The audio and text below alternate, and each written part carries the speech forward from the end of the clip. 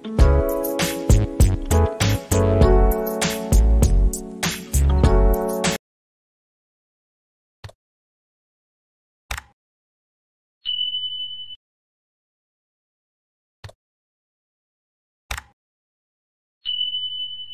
ini saya hendak bertanya-tanya banyak ini dengan Ibu Siti Mutrofin terkait dengan cerita sukses mengelola jurnal yang minggu lalu sama-sama kita ketahui jurnal ini terindeks Scopus ya dalam kurun waktu 4 bulan. Jadi kalau dilihat dari bulan Juli, Agustus, September, Oktober, akhir November terindeks dan masuk ke accepted di Scopus. Nah, ini saya kira capaian yang luar biasa. Pada pagi ini saya dan rekan-rekan yang lainnya hendak ingin tahu cerita sukses dan cerita tidak suksesnya. Artinya cerita ya perjuangannya hingga sampai bisa sampai level, saya anggap ini level puncak. Silakan untuk bercerita kepada kami. Baik. Baik, terima kasih. Assalamualaikum warahmatullahi wabarakatuh dan selamat pagi untuk semua Bapak Ibu pengelola jurnal maupun Bapak Ibu peneliti di seluruh Indonesia ya. Terima kasih kepada Pak Andri yang sudah percaya kepada saya untuk berbagi ini pengalaman tentang apa yang sudah kami lakukan gitu. Itu dalam pendaftaran jurnal kami ke Scopus. Sebelumnya saya pengen cerita-cerita dulu bagaimana sih dari nol saya mengelola jurnal. Jadi yang sudah kenal saya, teman seperjuangan saya di sesama pengelola jurnal, baik mungkin di Unifdu tempat saya mengabdi maupun juga di RJI ya, mungkin sudah tahu bagaimana saya memulai, yaitu pada tahun 2010 saya dapat amanah dari Bapak Dekan saya, yaitu Pak Yosi. Beliau sekarang sedang studi S3 di AUSI ya. Beliau pertama kali itu mengamanahkan saya untuk mengelola jurnal yang pada waktu itu 2010 jujur saya blank dengan yang namanya jurnal. Jurnal itu apa gitu, bentuknya kayak apa, prosedurnya seperti apa, terus terang saya nggak paham gitu. Dan waktu itu dilumpuhkan saya tahun 2010 itu ya, juga sama-sama nol, sama-sama nggak ada yang bisa ditanyain gitu. Sehingga akhirnya ya waktu itu 2011 saya mencoba untuk mengelola jurnal teknologi ya dengan ya sepengetahuannya saya gitu, sehingga ya jujur banyak kekurangannya gitu, sehingga waktu itu juga pengelolanya ya sedikit gitu ya, sehingga sama-sama nggak tahu juga gitu, harus nanya ke siapa, sehingga akhirnya hanya bertahan cuma 1 tahun, setelah itu mati gitu. Dan waktu itu tahun 2012 alhamdulillah saya diterima S2 di ITS ya, diterima di UGM dan di ITS, tapi akhirnya saya memilih di ITS itu di informatika. Lah pada waktu S2 itulah saya dapat amanah untuk tugas-tugas mata kuliah terutama dari dosen-dosen saya, ada Prof. Agus Zainal Arifin, terus habis itu juga ada Bu Ika, Pak Heri, dan yang lain-lainnya, Bu Nani. Lah dari situlah saya baru tahu, oh ini tuh yang namanya jurnal. Jadi artikel ilmiah ini tuh yang namanya jurnal. Terus habis itu juga baru tahu ternyata artikel ilmiah itu ada 2, yaitu jurnal dan proceeding gitu. Setelah itu lulus di ITS 2015, barulah saya tahu, oh jurnal itu seperti ini. Cuma itu dari sisi penulisnya, dari sisi pengelolanya juga masih blank gitu. Lah 2015 itu karena teknologi itu mati, akhirnya terbitlah ini jurnal baru namanya Register 2015 lah. Di situ waktu itu diamanahkan ke kolega saya namanya Pak Indra Lukmana ya. Beliau diterima di S2 di Inggris kalau nggak salah. Akhirnya karena beliau studi, akhirnya Register itu diamanahkan ke saya. Sama, beliau juga blank dengan yang namanya mengelola jurnal, sehingga ya waktu itu 2015 hanya terbit di 1 nomor, habis itu nomor kedua nggak terbit, udah mati gitu. Nah, habis itu akhirnya 2016 saya lagi-lagi diminta Pak Dekan saya tadi untuk ya udah Bu Mutrofin ngelola Register gitu. Akhirnya ya sudah saya ngelola Register tahun 2016. Waktu itu masih ngeblank gitu ya. alhamdulillah ada teman-teman dari prodi FAI, waktu itu ada Pak Sam ini, Pak Sukadi kalau nggak salah. Beliau itu ternyata di ini ada komunitas namanya Kopertais ya. Jadi di kampus kami ada agama dan umum lah. Yang agama itu ada Kopertais 4 ya. Lah di Kopertais 4 itu ternyata pengelola jurnal itu ada komunitasnya itu sudah lumayan solid. Waktu itu sering kayak RJI saat ini gitu. Jadi akhirnya saya ngikut apa namanya di kumpulan Kopertais walaupun bidang saya bukan agama gitu. Lah waktu itu tahun 2016 bulan Juni, saya ingat itu bulan Juni, saya ikut pokoknya acara Kopertais ada itu saya ikut ke Tulungagung, ke mana Surabaya, waktu itu ketemu sama Pak Hasib dari UINSA. Pak Hasib itu orang keren lah, di Forage ya namanya, forum ini kalau nggak salah relawan editor jurnal atau apa gitu. Nah dari situ waktu itu sih masih berjuang untuk ke DOHJ. Pokoknya kalau masuk DOHJ itu keren gitu. Akhirnya waktu itu habis acara Forest itu saya iseng-iseng untuk daftar lah. Akhirnya nggak pede, cuma coba aja lah daftar di OHJ gitu. Akhirnya daftar pada Juni 2016. Lah setelah itu Juli saya iseng-iseng nanya ke ke grup dosen gitu ya di Facebook itu grup dosen Indonesia. Saya nanya, ada nggak sih kayak komunitas pengelola jurnal gitu di Indonesia gitu. Soalnya kalau saya lihat di Forest itu ada, masa di Indonesia nggak ada gitu. Waktu itu saya lupa ada seorang ibu itu menjawab seperti ini.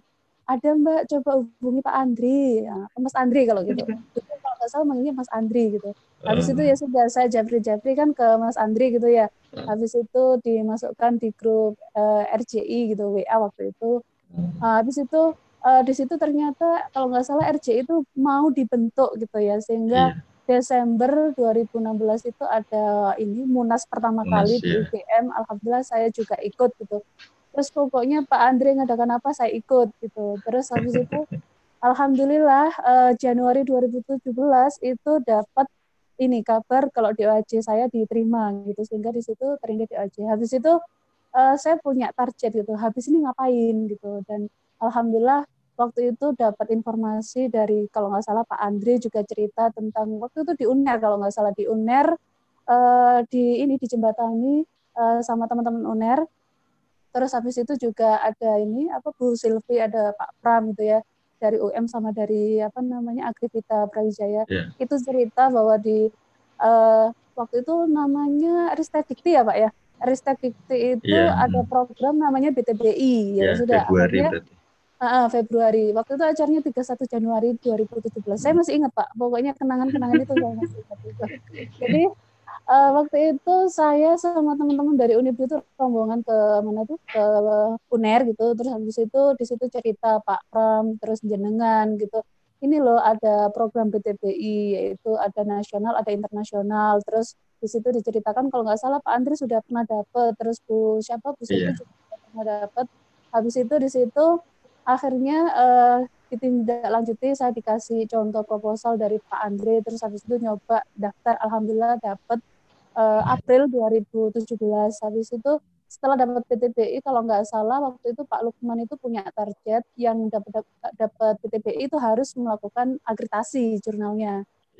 Waktu itu akhirnya 2017 itu saya belum pede untuk ikut akreditasi, sehingga waktu itu register bisa masuk akreditasi Sinta 3 itu karena berkahnya adanya Sinta gitu. Jadi awal-awal ada Sinta gitu ya. Dan itu untungnya saya bergabung di RJI, informasinya itu cepat gitu, sehingga belum ada pengumuman di Arjuna atau websitenya Dikti sudah dapat informasi silakan semua pengelola jurnal untuk ini melakukan evaluasi, daftar di Arjuna melakukan evaluasi gitu. Waktu itu buat apa? Wes pokoknya lakukan aja gitu. Akhirnya waktu itu keluarlah hasilnya, yaitu adanya akreditasi Sinta 3 waktu itu. Setelah itu 2017 akhir saya berazam pokoknya 2018 saya harus melakukan akreditasi ya. Waktu itu melakukan akreditasi di bulan September 2018. Lah ternyata di bulan September itu sebelumnya juga ada kegiatan kalau nggak salah ini percepatan akreditasi jurnal. Waktu itu saya mentor saya itu Prof. Slamin dari UNED. terus habis itu ada Prof. Parmin juga gitu. Waktu itu acaranya di Semarang. Lah, di situ targetnya harus akreditasi jurnal. Akhirnya September itu saya daftar.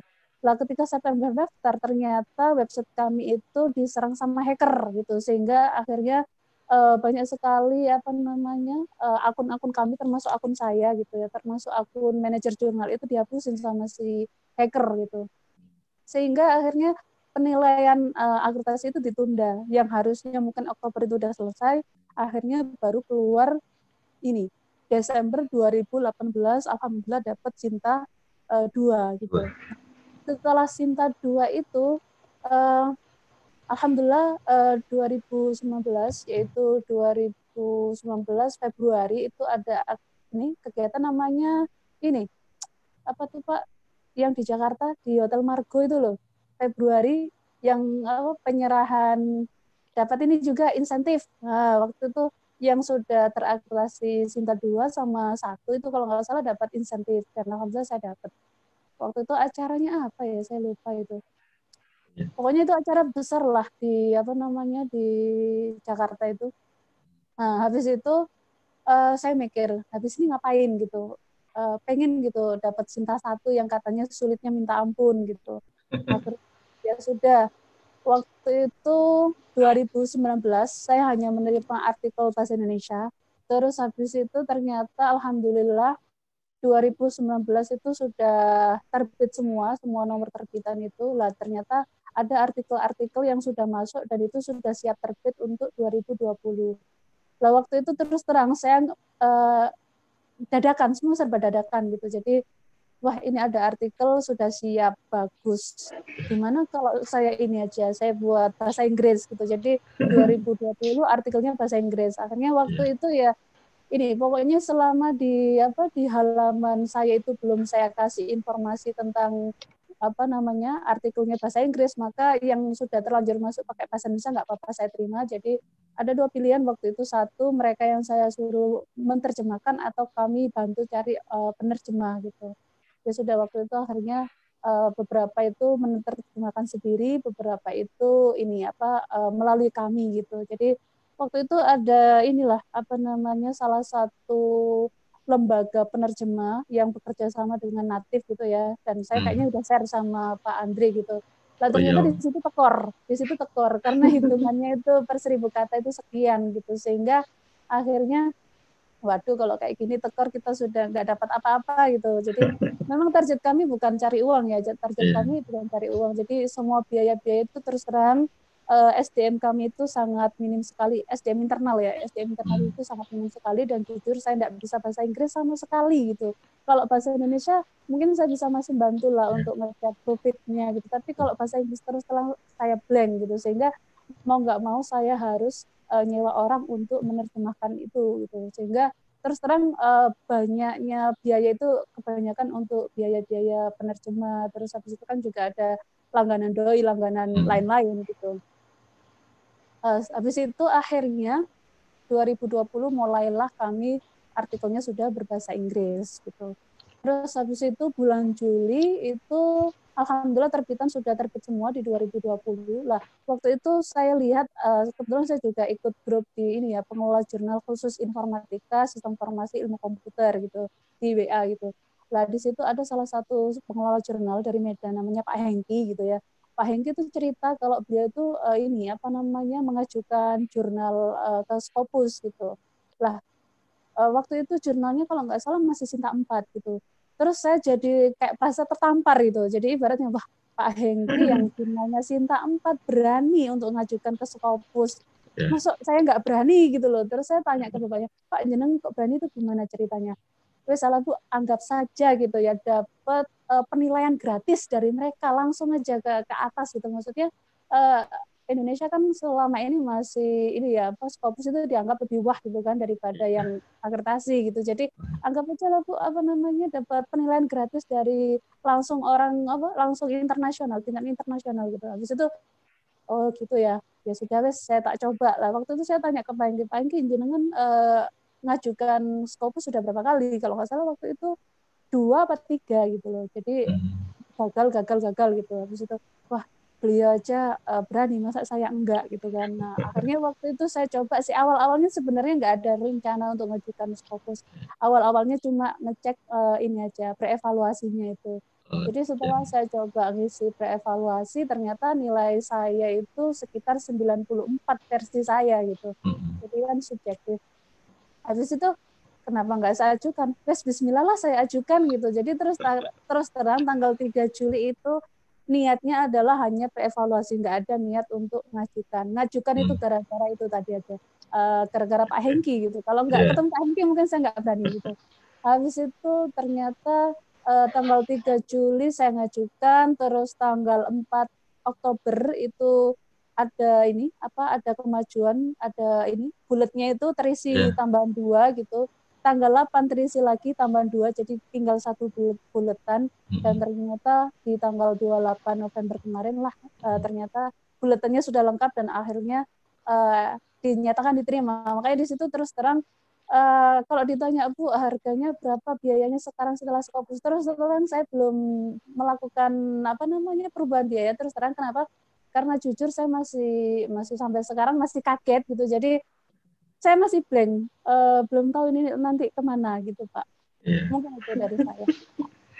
Iya, itu ceritanya cukup menarik sekali. Jadi ternyata dari capaian yang sudah didapat sekarang, ceritanya panjang sekali ya. Iya. Dan tadi juga saya sempat mencatat bahwa ini ternyata jurnalnya jurnal warisan. Jadi pengelola sebelumnya tidak mengelola lagi, terus diwariskan ke ibu untuk bantu mengelola. Dan saya kira juga hampir sama dengan saya dulu waktu ketika mengelola CKAP juga demikian. Pengelola yang lama studi kuliah ke luar negeri, terus saya diminta untuk kelola dan saya blank, nggak tahu apa-apa soal OJS. Akhirnya lahirlah RJI. Tapi menarik di yang terakhir tadi bahwa belum ada kepikiran untuk menambah EPC atau berbayar. Karena biasanya kalau jurnal yang sudah masuk Scopus langsung IPC-nya naik ke yang sebelumnya kecil jadi naik, yang sebelumnya gratis jadi berbayar. Tapi memang tidak ada kepikiran untuk seperti itu. Bukan nggak ada kepikiran, Pak. Intinya sekarang masih blank gitu. Oh iya. Kita lihat aja nanti kira-kira setelah seperti itu nanti kira-kira kita tetap tekor atau enggak. Karena terus terang kalau dari kemarin-kemarin itu ngepres jujur saya pun juga nggak ngambil fee gitu loh. Jadi semua ya buat operasional lah gitu. Jadi belum ngasih. Jadi sementara sih honor itu lebih ke lebih ke profit.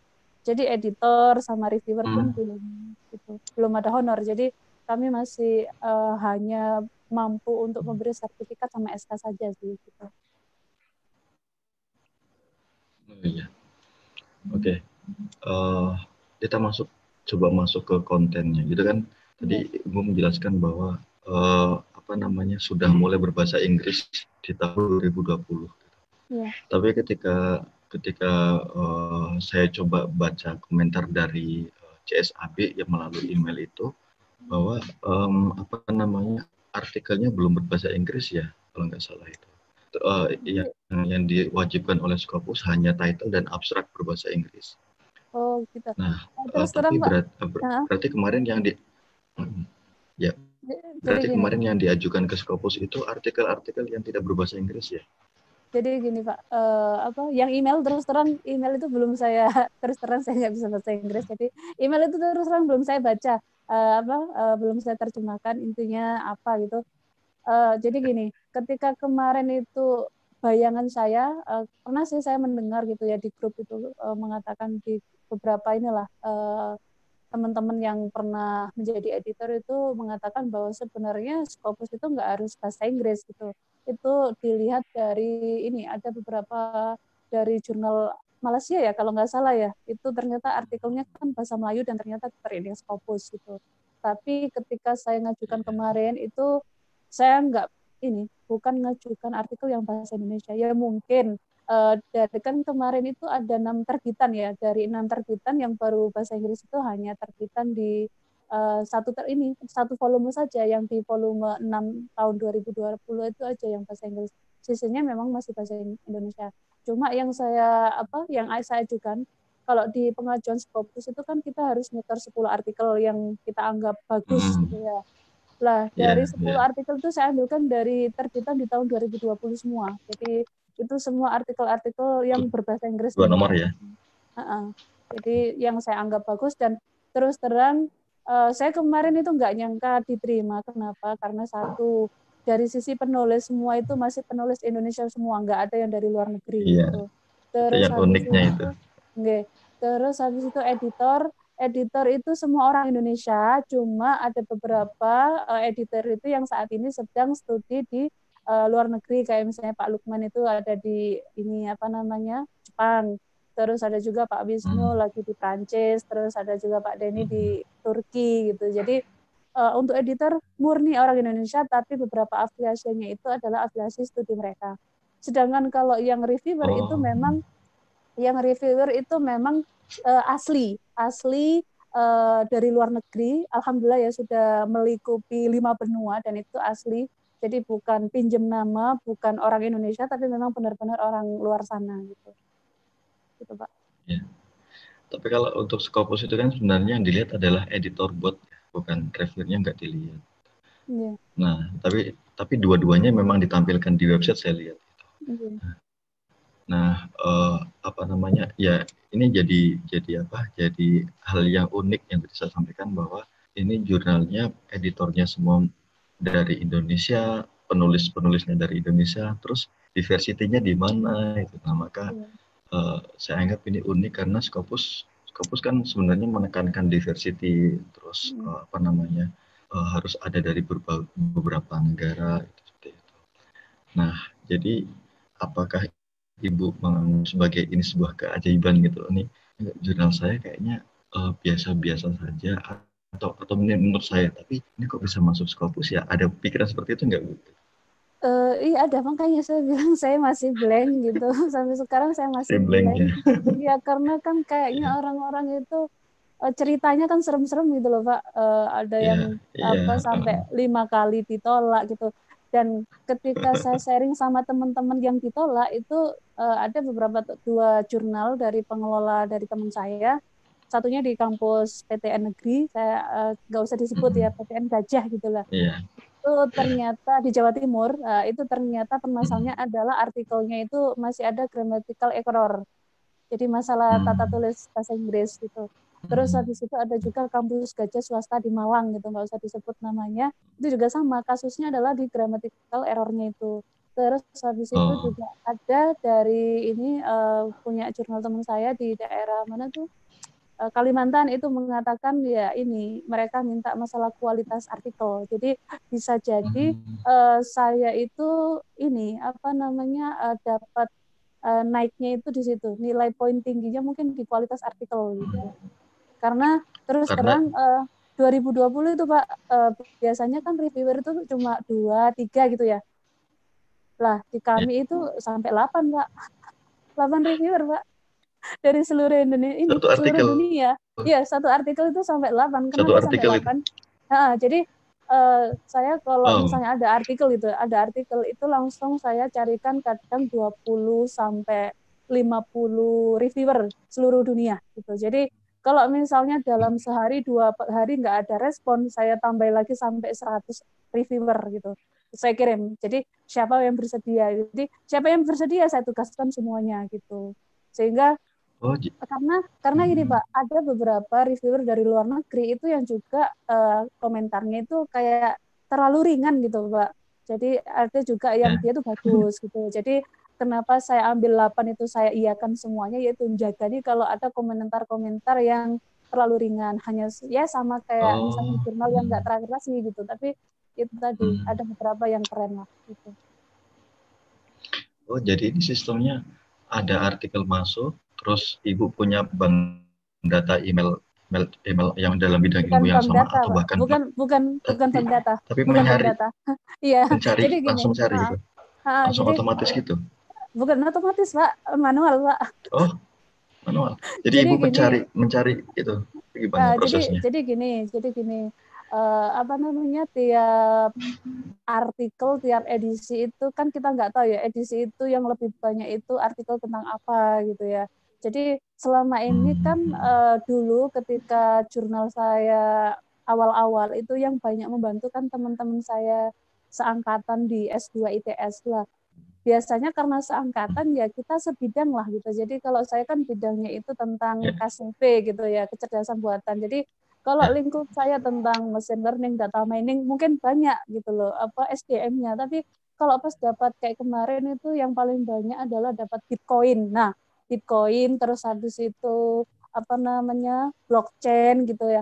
Itu kan saya nggak punya relasi gitu, makanya harus nyari sendiri. Jadi apa namanya pokoknya kalau ada artikel bidangnya apa saya nggak punya ya sudah saya nyari pak editor nyari reviewer nyari gitu. Jadi kalau di saya sih biasanya gini, ketika artikel masuk saya cek kira-kira pengetahuan secara umum saya itu sudah tercover apa belum substansinya gitu, kayak novelty dan lain-lain. Kalau sudah oke, saya coba carikan editor di bidang itu. Jadi kayak misalnya blockchain, ternyata waktu itu 2020 kan ada pandemi kan banyak sekali Pak, apa namanya webinar-webinar Ya. ya. Lah salah satu saya ikut webinar itu kan akhirnya waktu itu saya ikut blockchain lah, yang jadi pemateri itu adalah Pak Wisnu dari UIN Habis Bandung gitu.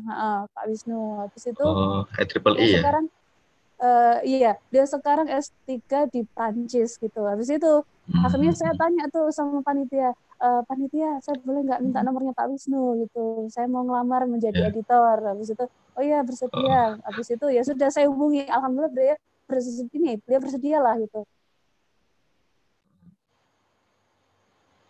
Akhirnya ya sudah beliau saya minta untuk Pak minta tolong bantu untuk itu ya apa nge-review awal. Jadi nge-review tahap awal di sisi hmm. editor. Kalau misalnya dari sisi konten jelek menurut jenengan gitu, jenengan tolak. Kalau menurut jenengan itu bagus tapi mungkin tata bahasa kurang bagus atau apa mungkin bisa lagi lakukan Ya. revisi gitu. Jadi revisi di tingkat editor. Kalau misalnya bagus banget ya nanti jenengan kasih rekomendasi saya, oh ini langsung aja Bu carikan reviewer. Nah, seperti itu Pak. Jadi model kami seperti itu. Jadi setelah Pak Wisnu mengatakan pokoknya ada editor di bidang ahli itu mengatakan yes gitu ya, maka Ya. barulah saya cari reviewer gitu. Nah, itu proses mencari reviewernya itu berarti Jadi gini, manual gitu. manual Pak, manual ya. Jadi Oh, misalnya ya kayak tadi ya. topiknya blockchain gitu ya, topiknya Ya. blockchain, maka saya akan langsung cari di Google Scholar itu tentang blockchain yang misalnya Hmm. tentang apa dari sisi keamanannya, saya cari paper-paper tentang Iya. blockchain dari sisi keamanan di Iya. tahun-tahun 2020. Kenapa saya cari tahun-tahun 2020? Khawatir saya email-emailnya itu nggak inilah nggak mati. Kadang kan ada email Iya. kampus yang mungkin dia sudah lulus gitu ya. Jadi saya cari yang terbitan 2020. Apalagi masih seger-seger gitu kan. Misalnya baru Iya. terbit kemarin gitu kan.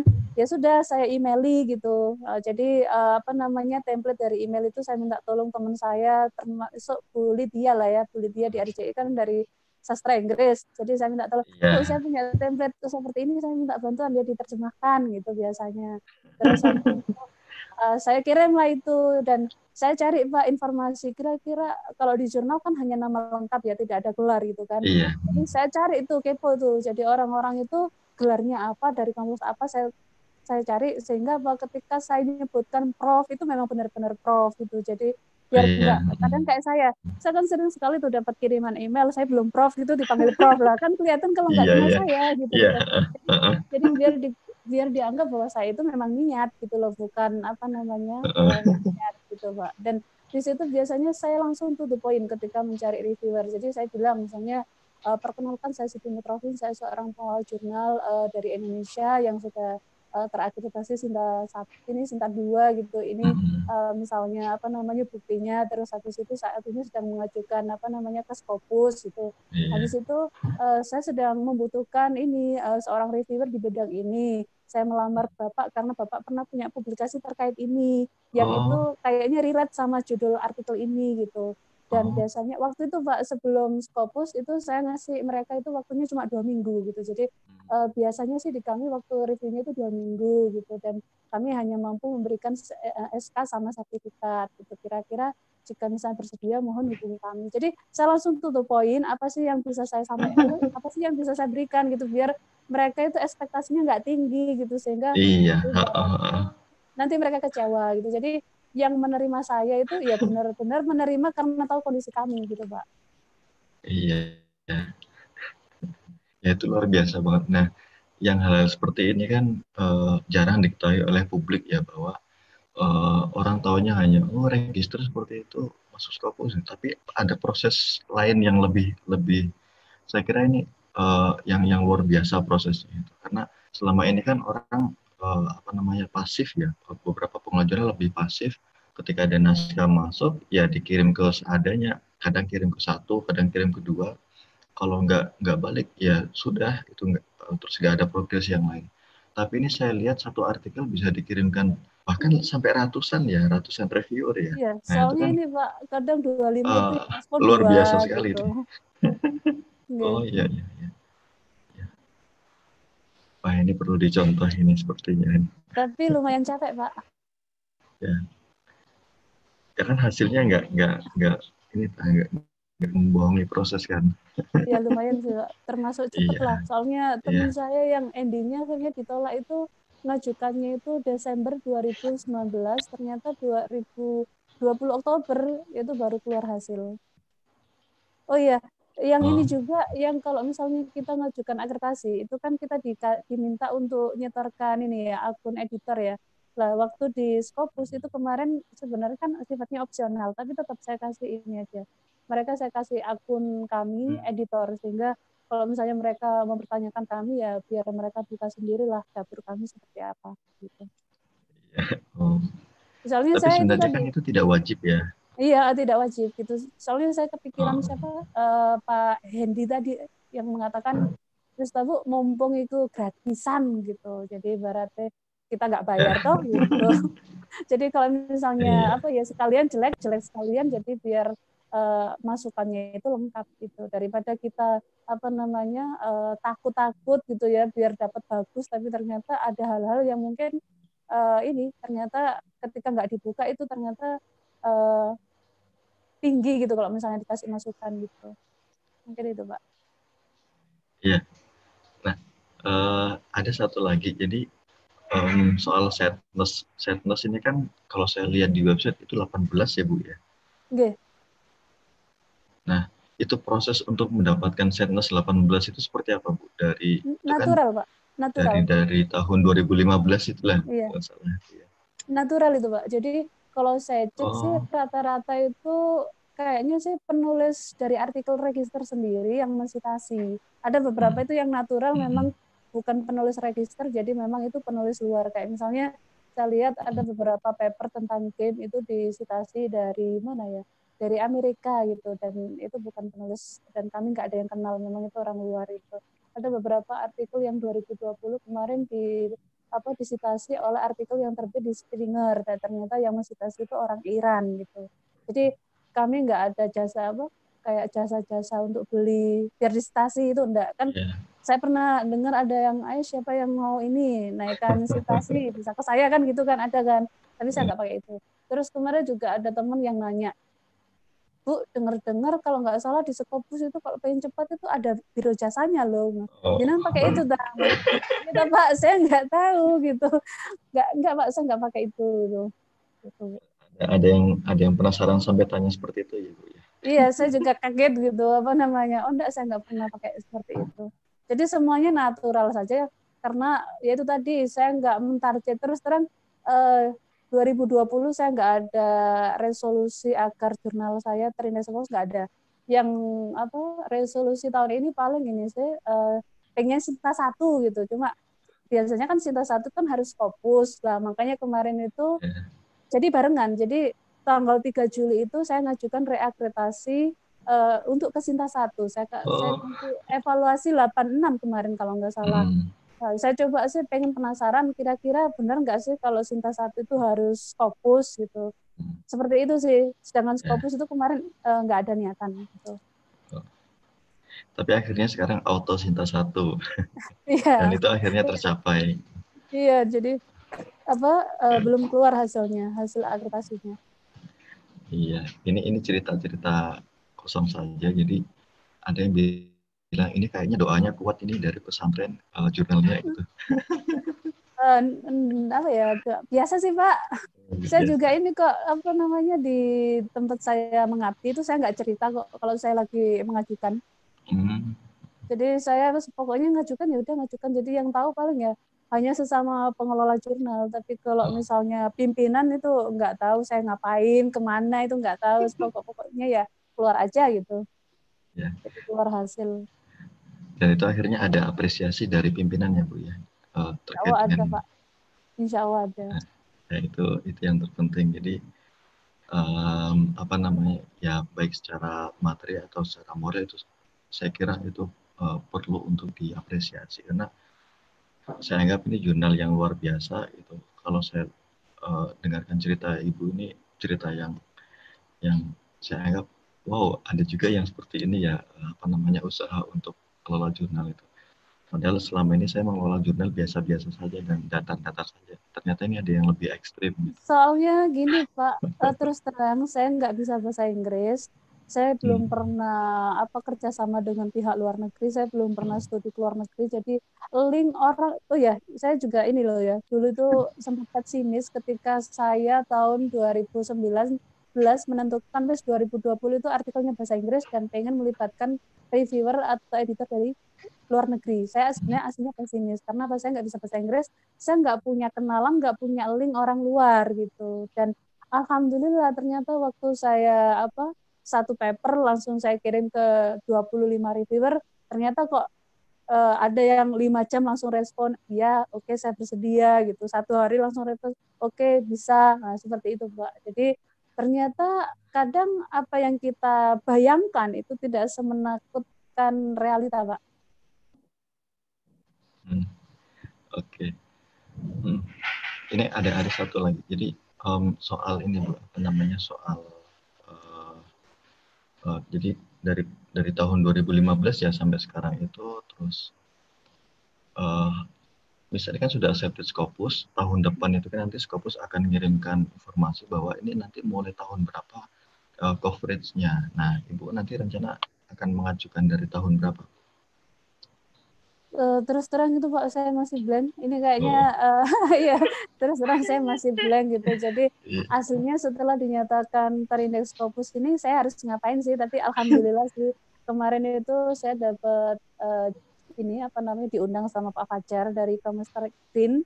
Di situ Uh-uh. saya ini dimasukkan ke grup editor pengelola jurnal Scopus Indonesia di situ. Oh Jadi iya. mungkin di situ saya akan sharing-sharing lah sama senior-senior saya di sana Ya, gitu. Karena ya, terus terang saya kayaknya yang paling muda dan paling blank dengan yang namanya Scopus ya. Syukur-syukur nanti ya. barangkali Kemenristek BRIN itu menjembatani lah untuk pengelola-pengelola jurnal baru gitu.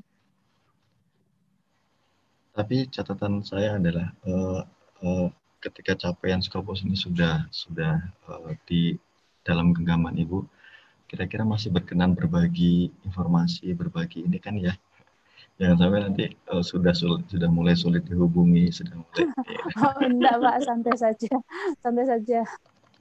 Soalnya itu tadi saya bisa seperti ini ya karena RJI. Kalau nggak ketemu RJI saya jamin deh mungkin kasus 2019 apa 2011 itu akan terulang. Itu apa mati akhirnya. Karena saya bisa seperti ini itu kan karena ini ya saya bertemu dengan orang-orang yang senasib lah sepenanggungan gitu Ya. sehingga ketika saya mau sambat gitu ada yang lebih sengsara daripada saya gitu.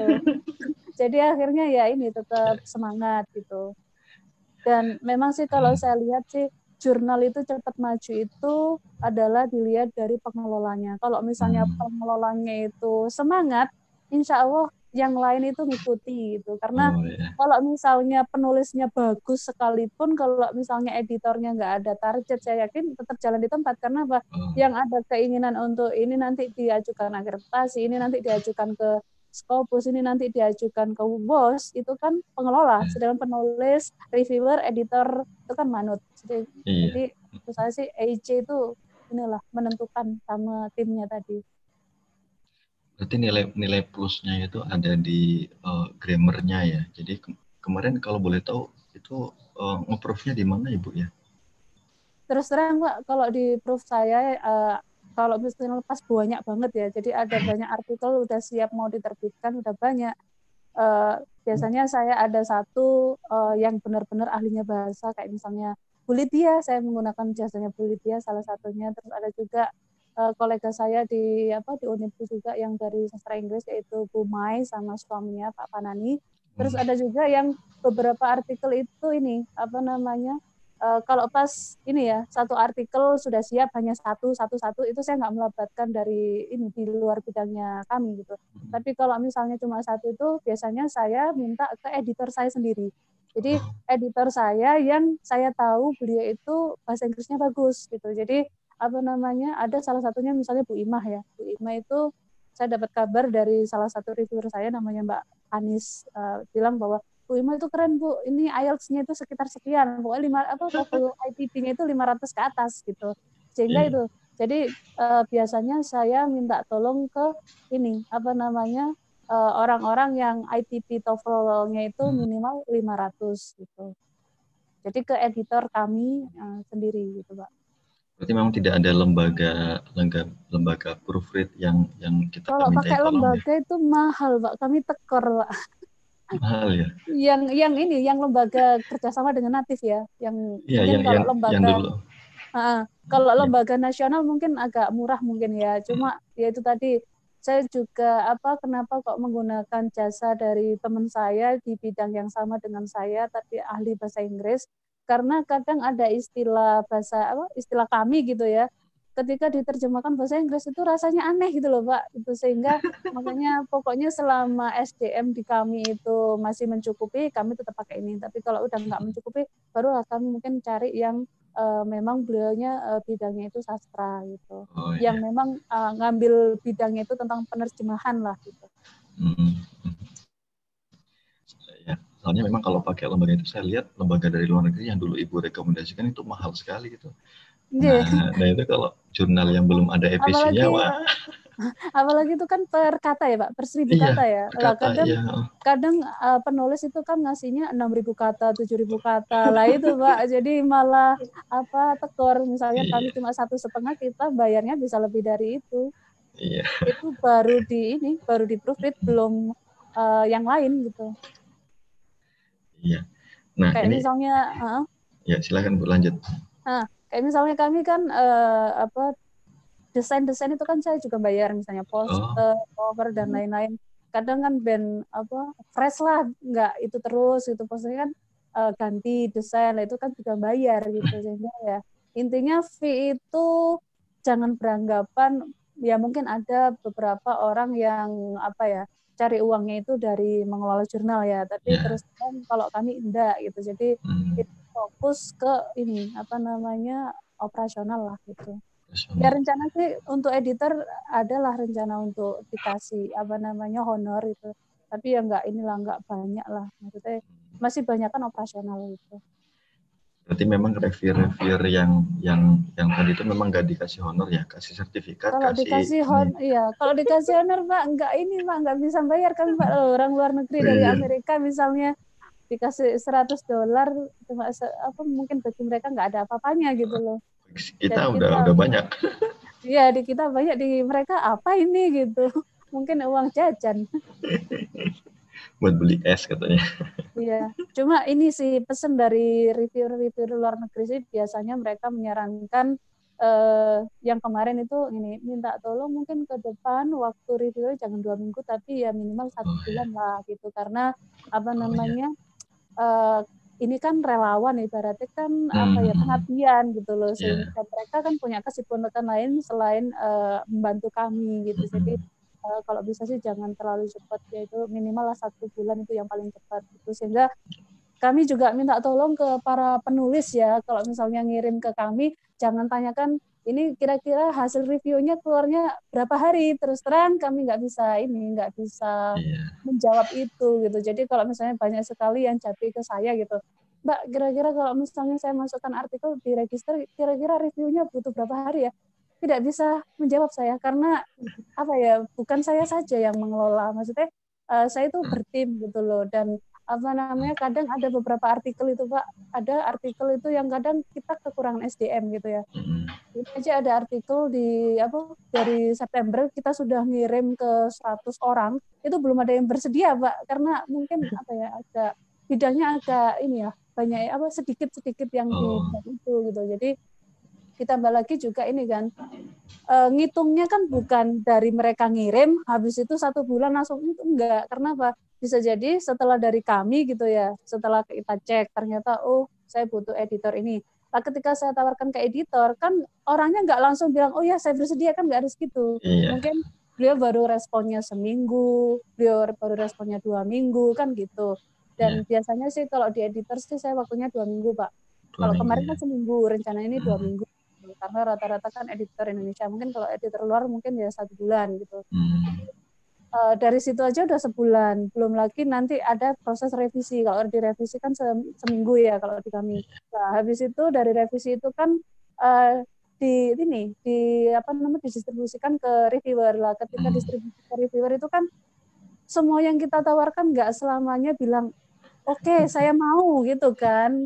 Jadi ditambah lagi kadang itu mereka kalau pas lagi repot gitu ya, misalnya mereka awalnya sudah menyepakati, misalnya kemarin itu 2 minggu, ternyata mereka repot nih, bisa jadi mereka itu minta tambahan waktu gitu, mohon maaf saya boleh nggak, nah seperti itu. Jadi makanya para penulis, bukannya kami sombong, bukan apa-apa gitu, kalau misalnya kami langsung menjanjikan oke 2 minggu bisa, itu terus terang itu malah kami jadinya nggak fokus mengelola jurnal dengan baik, malah fokus untuk menyelesaikan papernya Bapak Ibu, padahal yang masuk ke situ kan nggak hanya 1 orang, banyak orang gitu.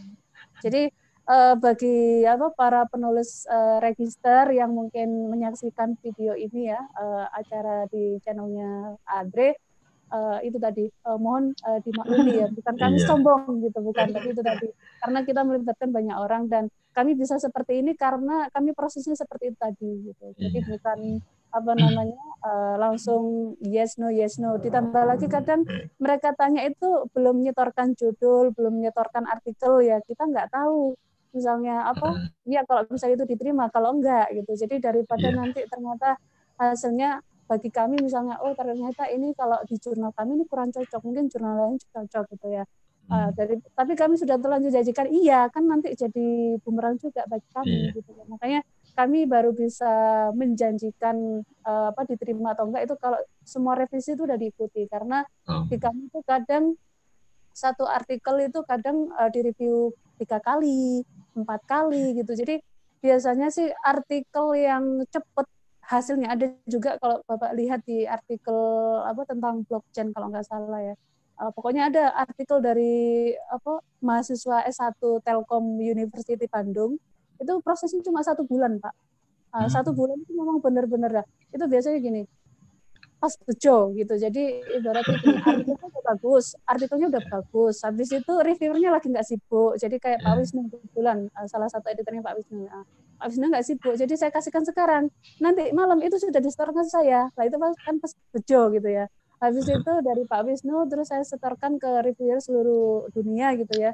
Ternyata mereka langsung menjawab hari itu juga, yes saya bersedia, dan ternyata nggak sampai 1 minggu itu mereka sudah nyetor, padahal jatahnya kan 2 minggu lah. Ternyata nggak sampai 1 minggu mereka sudah nyetor, makanya di situ bisa sampai 1 bulan langsung terbit gitu. 1 bulan langsung terbit itu bisa gitu. Jadi pas bejo bisa kayak gitu, tapi kalau pas nggak bejo ya ada yang 3 bulan itu belum ada kabar gitu. Ini terakhir Ibu, jadi reviewer yang selama ini sudah berjibaku membantu register untuk mereview naskah, apakah sudah diberi kabar bahwa jurnal register ini sudah accepted Scopus?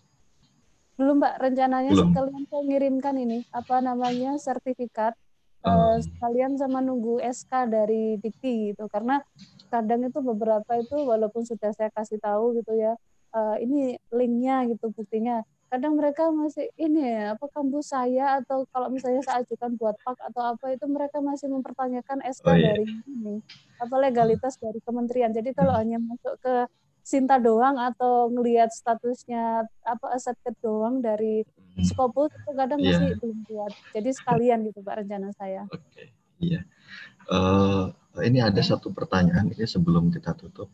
Jadi bisakah dibedah bersama jawaban penerimaan Scopus untuk pelajaran kami? Nah, sepertinya tadi Ibu sudah menyampaikan bahwa email dari Scopus belum belum dibaca ya, belum di Belum. Cuma Iya, kalau saya kan beberapa ada orang yang minta ya, ada yang orang yang minta minta dong apa namanya penilaiannya mereka, komentar-komentarnya apa itu. Rata-rata ada yang bilang mesti yang ditanyakan Bu ini dah artikel yang dikirim bahasa Indonesia tok ta gitu. Jadi bisa jadi loh ya, bisa jadi itu ketika mengunjungi website kami itu memang yang dilihat itu dominan bahasa Indonesia, padahal yang kita ajukan versi PDF-nya itu bahasa Inggris. Jadi di situ kan sebelum ke CSBA itu kan ada SAB. evaluasi, itu kan ada evaluasinya. Lah bisa jadi yang kami lolos sampai ke CSAB ya. CSAB Iya. itu mungkin sudah dilihat tentang dokumen 10 PDF itu tadi mungkin. Sehingga Iya. mungkin ibaratnya kalau yang ini sudah nggak ada masalah dari sisi persyaratan, jadi CSAB mungkin ya hanya ngasih komentar-komentar itu aja. Mungkin bisa jadi dikiranya memungkinkan saya juga masih menerima artikel bahasa Indonesia mungkin, sehingga mereka komentarnya seperti itu. Kalau di kami sebenarnya di di history itu sudah kami informasikan bahwa semenjak 2020 kami hanya menerima artikel berbahasa Inggris saja gitu. Dan saat ini kami sudah tidak melayani untuk proses penerjemahan, jadi silakan para penulis kalau misalnya mau masuk ke kami ya silakan diterjemahkan sendiri. Kalau misalnya nggak bisa bahasa Inggris silakan mencari jasa penerjemah gitu. Gitu, Pak. Tapi memang tadi catatan di awal memang jurnal Register ini juga terinspirasi dari jurnal-jurnal yang di Malaysia. Ada beberapa jurnal yang dia berbahasa Malaysia dan itu bisa masuk ke Scopus. Artinya untuk full text bahasa Inggris memang tidak menjadi syarat utama masuk ke Scopus ya. Hanya title dan abstrak saya kira itu. Ini ada satu lagi sebelum kita tutup dari Pak Asep Erlan Maulana.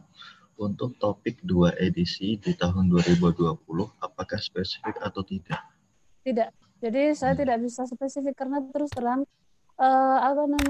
nyari artikel itu susah Pak. Kalau dispesifikkan itu bisa jadi tambah lama. Oh ya, ini juga ya. Saya kemarin itu nggak pede kalau bakalan diterima Scopus karena terus terang jurnal saya dari awal sampai akhir nggak pernah on time Pak.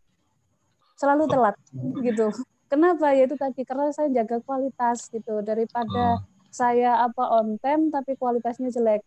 Terus ada tambahan lagi juga dari teman saya pengelola jurnal yang ngajukan ke Scopus gagal, itu beliau on time. Terus penulisnya juga ada dari luar negeri tapi kualitasnya kurang.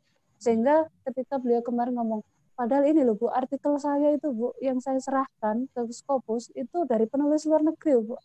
Terus Pak komentarnya apa? Katanya sih kualitasnya kurang lah. Itu mungkin Pak. Jadi bisa jadi mereka lebih mengutamakan ke kualitas isi dari substansinya gitu. Oh iya. Nah, jadi walaupun kalau dari luar negeri kalau nggak bagus ya tetap bakalan ditolak kayaknya gitu. Iya. Iya baik. Bu ini sesi ini saya kira cukup demikian. Okay. Dari kami mengucapkan terima kasih banyak ke Ibu Siti Mutrofin yang sudah banyak sekali ide-ide inspiratif dan itu memacu saya pribadi juga untuk ternyata ada hal-hal yang lebih gila gitu dalam mengelola ini sampai seperti itu dan akhirnya capaiannya sudah saya kira sudah cukup bagus masuk ke accepted di Scopus. Nah terakhir saya minta sepatah dua patah kata pesan buat kita para pengelola jurnal untuk lebih giat lagi, untuk lebih semangat lagi dalam mengelola jurnalnya. Kira-kira ada pesan-pesan khusus nggak buat kami seperti itu?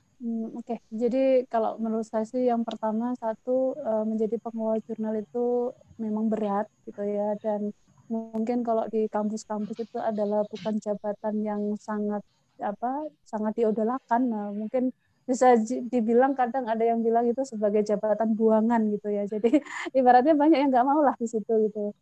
Otomatis biar kita nggak patah semangat itu menurut saya adalah berkumpul dengan orang-orang yang seperjuangan yaitu salah satunya mungkin di RJI ya. Jadi dengan seperti itu otomatis kita akan termotivasi gitu. Jadi itu yang saya rasakan. Terus habis itu yang kedua itu adalah karena apa ya, tiap waktu itu ilmu, terutama ilmu mengelola jurnal dan lain-lain itu kan terus ini ya, apa namanya, terus berkembang gitu, nggak stagnan gitu. Sehingga ketika ada event-event, rekomendasi saya jangan apa sekali ikut terus habis itu nganggap aku biasanya pernah ikut itu gitu. Tetap ikuti aja karena apa? Walaupun mungkin topiknya agak mirip, pasti ada ilmu yang didapat gitu, yang berbeda yang kemarin mungkin nggak ada gitu. Iya. Terus habis itu selanjutnya adalah kalau pengen jurnalnya cepat berkembang itu adalah sebagai pengelola terutama ini ya editor in chief ya, itu harus punya target kira-kira tahun ini saya targetnya apa nih, tahun ini apa gitu. Jadi harus terus punya target. Soalnya kalau nggak punya target saya yakin deh bakal jalan di tempat gitu. Seperti itu, Pak. Baik Ibu, terima kasih banyak. Ini sudah 1 jam kita berdiskusi dan ngobrol panjang soal cerita sukses dan hal-hal insight lain di apa namanya dalam mengelola jurnal register. Saya end streaming dulu, setelah itu kita bisa ngobrol. Ada beberapa hal yang mau saya ini. Oke.